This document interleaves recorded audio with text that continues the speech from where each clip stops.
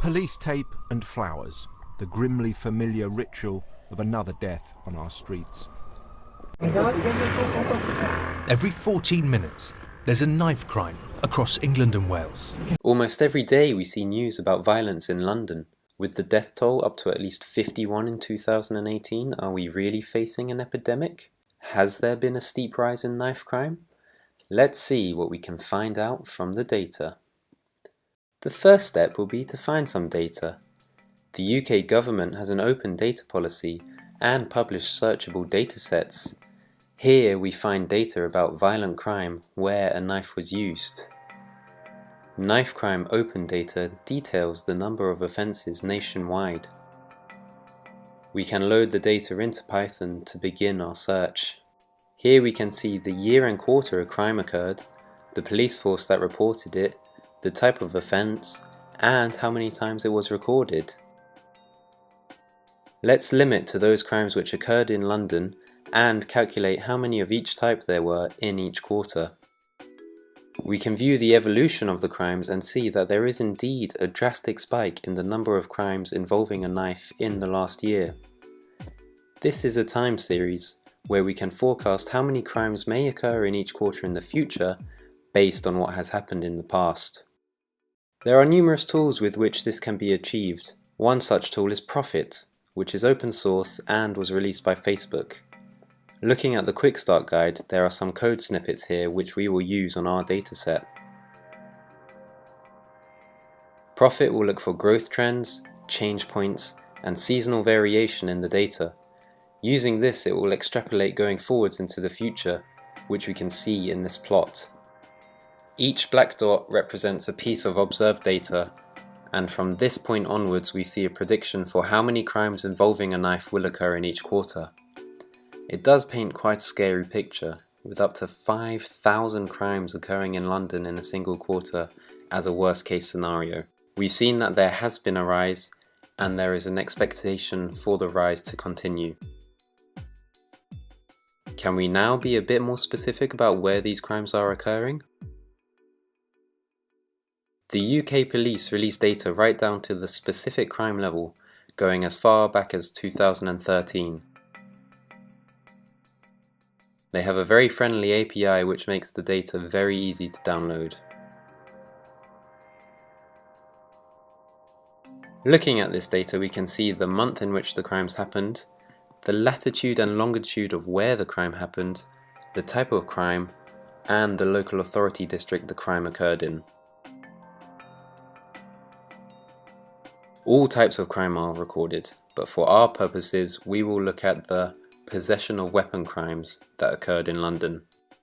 Once we have subsetted our data, we can calculate the exact number of possession of weapon crimes in each local authority district in each year.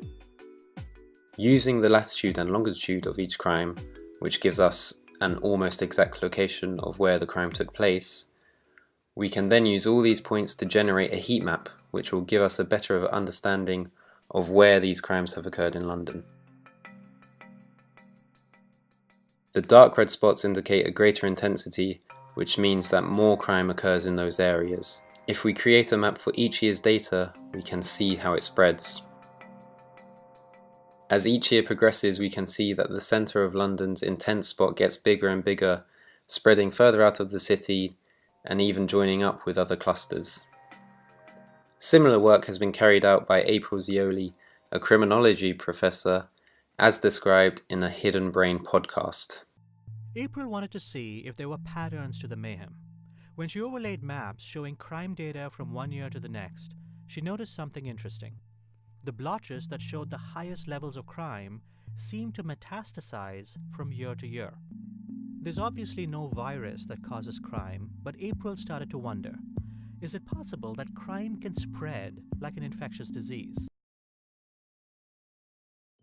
The idea of violence as an infectious disease is also discussed in this TED Talk by Gary Slutkin.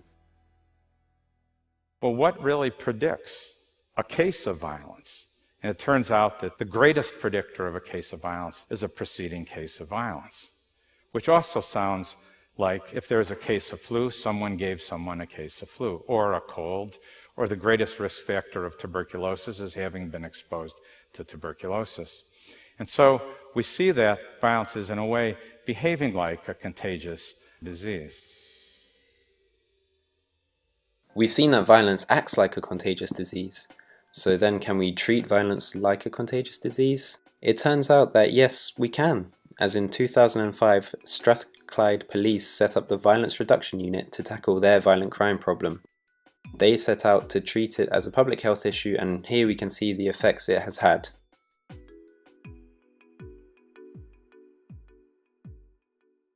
After such a clear reduction in knife crime in Scotland, let's hear what their learnings were. We know that at its heart, violence comes from inequality. It comes from deprivation, it comes from poor housing and education. We can see these same concerns expressed by the mother of a victim of knife crime in London. No investments for the young people. Community centres being closed down. No emotional support for our young people. We can also see these concerns in the data. We can find data around the number of students who aren't in education, employment or training in each local authority district.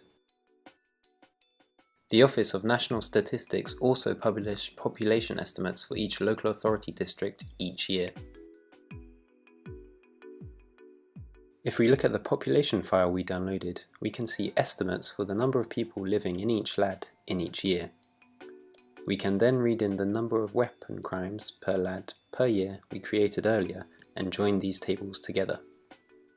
Next we look at the EET data, specifically the number of pupils, how many pupils are in EET, and also how many pupils are disadvantaged. Dividing the number of pupils in EET and the number of disadvantaged pupils by the total number of pupils gives us an idea of the status of the local authority district.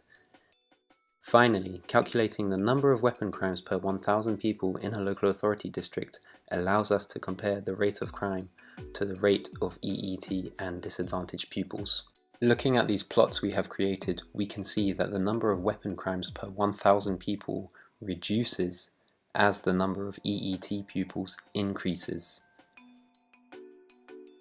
Also, the more disadvantaged pupils you have in a local authority district, the more weapon crimes there are. These correlations aren't surprising and reflect what we heard earlier on. There is a growing voice in the idea to treat London's knife crime as a public health issue. I hope this video has helped you understand this idea.